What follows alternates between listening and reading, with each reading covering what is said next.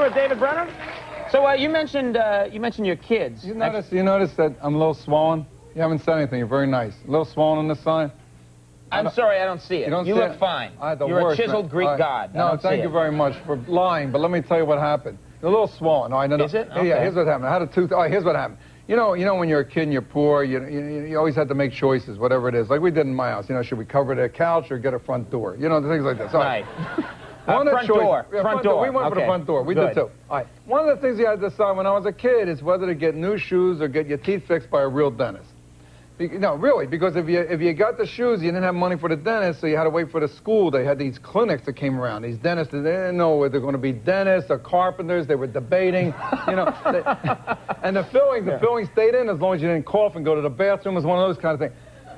So my brother was a hero of mine, my older brother, and he had the new shoes. I wanted new shoes. I opted for the shoes. My sister, being very smart, she went for the dentist, and she has beautiful teeth today, beautiful white straight up. She can't walk, but God, the mouth is gorgeous. Okay. So now I end up. So listen, what happens to me. This is an unbelievable story. I end up with a filling in every mouth that's like a silver mine in there. Mm-hmm. So I go to get the checkup, and the dentist says to me, it's early in the morning because I had to fly out to California to do a TV show, and he takes me 7 o'clock in the morning. He says, you know, David, why don't we do something here? He says, you know, the silver. He said, why don't we put a cap on a tooth? We'll start out with a cap, or he called it a crown. I understood when I got the bill why they call it a crown.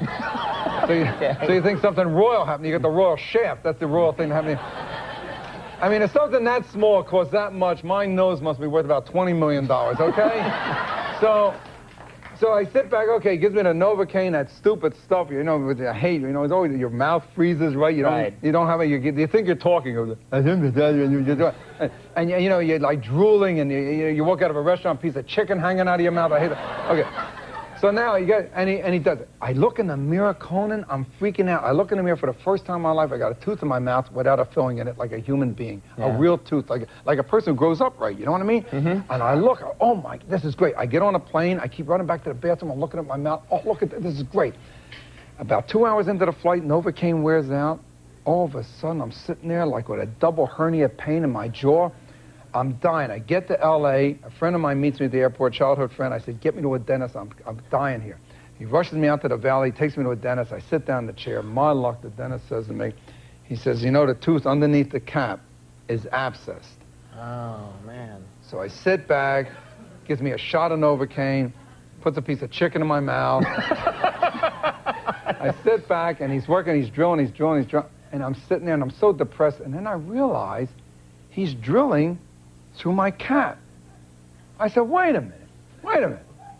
I said, what are you going to do with the hole you just put in my cap? He said, I'm going to fill it. Now, I got a filling in my mouth. You know, I got this cap with a filling in it. Right. You know, it's like getting like a glass eye with a frame around it. You know, like an artificial leg with varicose veins painted all over it. And he killed me, and I don't understand. On top of this insult, it hurts. I don't know. Don't dentists ever go to dentists? You know what I think someone should do? And I'll put money into this. I think someone should invent a device, okay, that fits between the dentist's legs, and you got the controls. It's like, I'll go in on that with you. All right, we're partners. All right, David, Westwood One Radio Network from 3 to 6 p.m. Monday through Friday. You got it, pal. And thanks for having me over always again. Great. It's always great having you here. Thanks, David Brenner, everybody. Thank you. Jill Goodacre Conic coming up, and another installment of Andy's Talk Show. You don't want to miss that. We'll be right back.